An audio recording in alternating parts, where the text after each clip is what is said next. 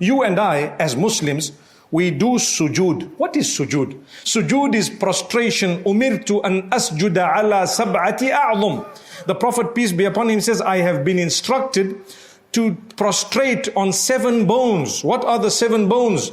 Al-jabha, the forehead, and the nose is the same bone. وَأَشَارَ بِيَدِهِ إِلَىٰ أَنْفِهِ وَالْيَدَيْنِ وَالرُّكْبَتَيْنِ وَأَطْرَافِ الْقَدَمَيْنِ. The hands, that's another 2. So 1 plus 2. The knees, that's another 2. That is now 5. And then the toes, your toes, they go down, right? When you are in sujood, they are touching the ground. So 7 bones.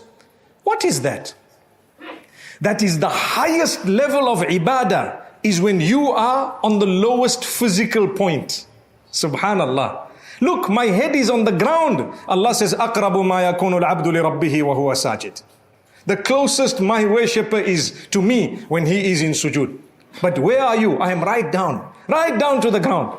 Subhanallah. When you are close to the ground, you are closer to Allah. Have you thought of it? Allah says, you want to be close to me, the closest you can ever get to me is in the position of prostration, sujood. But you are never ever allowed to make sujood for anyone or anything besides Allah. That is an ibadah, and all acts of worship, that is an act of worship, and all acts of worship are only and solely for Allah. None other than Allah.